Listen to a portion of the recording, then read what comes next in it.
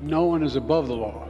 Right now, the WHAS11 night team is all new at 11. Tonight, President Joe Biden speaking about the U.S. Supreme Court ruling supporting Donald Trump's claims that he has immunity from prosecution.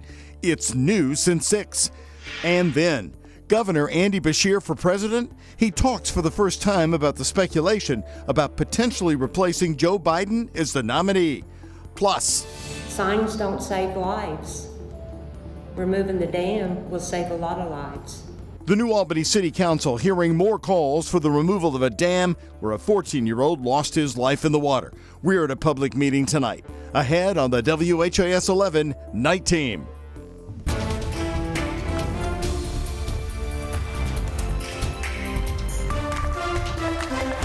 Free to ignore the law. President Joe Biden in a speech tonight warns that that's the fallout of today's U.S. Supreme Court ruling supporting Donald Trump. And it's our top story right here on the WHAS 11 Night Team. Hello, everybody, and thank you for joining us. I'm Doug Proffitt.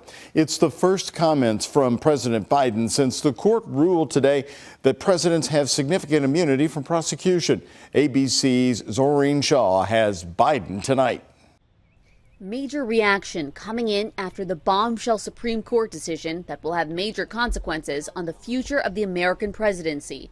The Supreme Court ruling 6-3 that former presidents are protected from prosecution for some, but not all actions. The ruling will affect whether the federal criminal case against Trump for his alleged conspiracy to overthrow the 2020 election, including January 6th, would go forward. Hours after the ruling, President Biden delivering remarks. Today's Supreme Court decision on presidential immunity, that fundamentally changed. For all practical purposes, today's decision almost certainly means that there are virtually no limits on what a president can do. This is a fundamentally new principle, and it's a dangerous precedent. In the majority decision, Chief Justice John Roberts saying the president may not be prosecuted for exercising his core constitutional powers, which include commander-in-chief powers, pardon powers, and hiring and firing federal officials. Former President Trump immediately reacting on social media, writing, "A big win for our Constitution and democracy." Trump had previously said, "A president has to have immunity. If you don't have immunity, you just have a ceremonial president." And President Biden's campaign with the major warning just 4 months from the election. They just handed Donald Trump the keys to a dictatorship.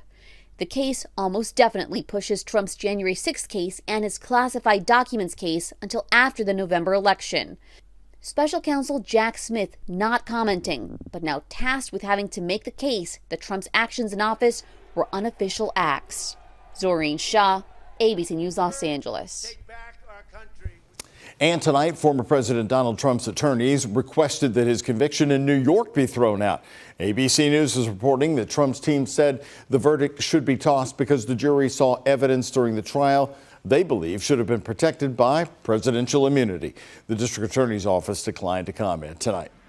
Well, Andy Beshear for president. The national speculation started about the Kentucky governor after Joe Biden's debate performance last week. Today in Frankfurt, he was asked for the first time about that talk. The debate performance was rough. It was a very bad night for the president.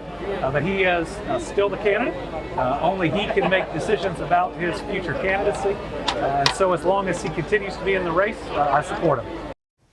Andy Beshear is one of several people mentioned as a potential new nominee at the convention coming up in August.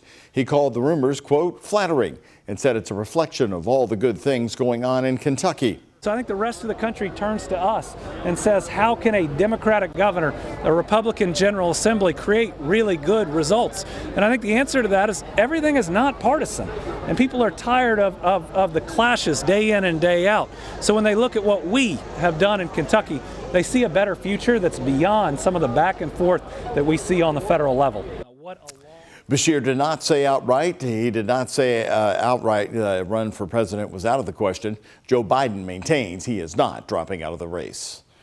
All new tonight, heightened safety precautions for the Silver Creek Dam in New Albany. All city council members voting in favor tonight of safety signs along the waterway. Council members heard concerns from people firsthand as they decide what to do with the century-old dam, improve it or tear it down. WHAS11 19's Alex Dieterer and photojournalist Elijah McKenzie have the answer. As we engage in this conversation, steady us in your stillness, O God. In the New Albany City Hall. Pause now to be still and know, as we honor the life of A.J. Edwards and remember the reason we are here. Residents had their chance to weigh in on the future of the Silver Creek Dam, where 14-year-old A.J. Edwards died on Memorial Day. Mayor Jeff Gahan has recommended improving the dam with rock ramps, but keep the infrastructure intact. A.J.'s grandmother urged the council to remove the dam entirely. Signs don't save lives. Removing the dam will save a lot of lives. Others want to see the dam modified through Mayor Gahan's recommended rock ramps. If this tragedy is the main reason you're deciding to destroy the dam, is that fair to the thousands of people that have used this area safely? Crossing the bridge into New Albany, there is a sign urging people to take advantage of the Silver Creek landing. Right under the bridge here, where the landing and the dam are, people are out fishing and they're kayaking, really taking advantage of what the creek has to offer for now. The council approved spending $10,000 on safety signs along the landing to warn swimmers, kayakers, and fishers of the dangers. Councilmember Louise Goman sees this as a step in the right direction. We can keep one person safe. I think it's worth it. While also pushing for more, the full removal of the dam. It's been suggested that putting up signs is a waste of money, that we're essentially putting a Band-Aid on a broken leg, and I would agree with that. However, personally, I hope that a sign is only temporary until the dam comes down. Council members Stephanie Griffith and Scott Blair introduced a resolution to do just that. That's the quickest way to prevent additional tragedies out there. Let's cut the dam down. Blair said another reason he's pushing for the removal is the amount of money being spent on the dam that should be put into other areas of the neighborhood, like flood prevention and sidewalks. In New Albany, with photojournalist Elijah McKenzie, Alex Dieterer, the WHAS 11 night team on your side. And again, Mayor Jeff Gahan wants to keep the dam there at Silver Creek, saying it provides a habitat for wildlife, maintains the water supply, reduces flash flooding, and creates recreational opportunities. The next council meeting in New Albany is set for July 18th.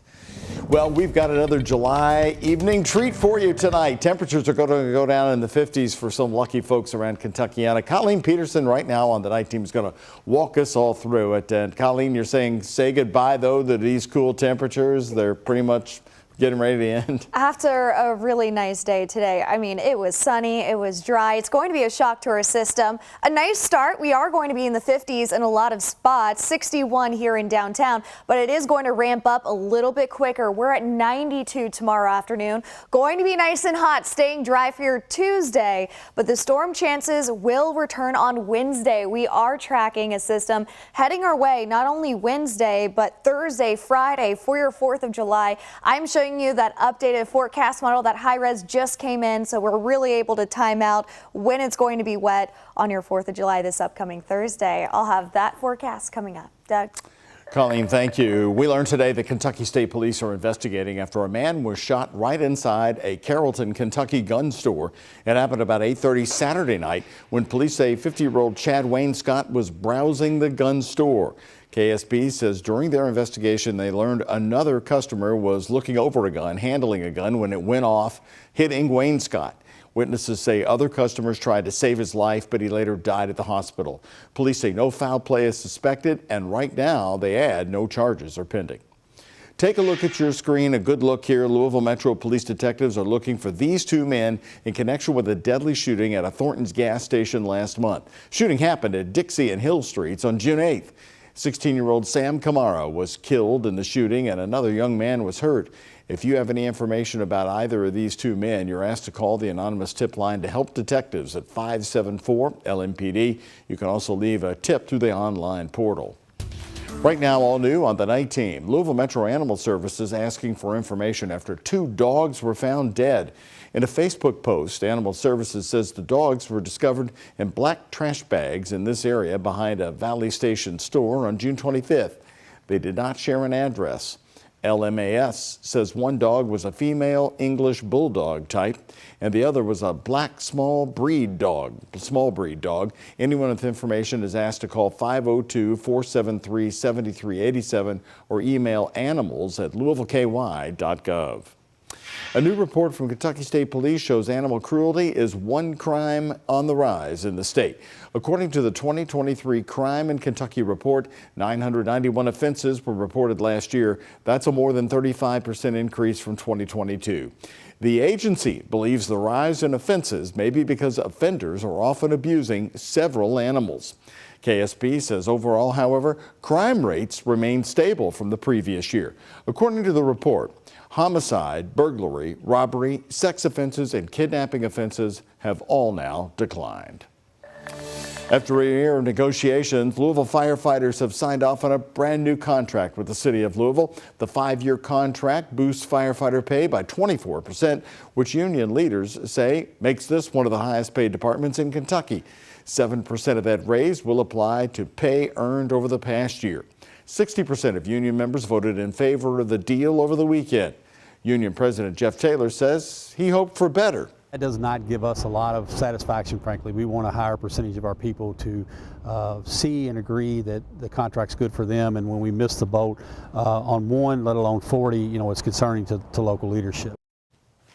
Once this agreement is signed by the Louisville mayor and the union president, it needs formal passage from Metro Council to become final. Union leaders expect that to happen by September.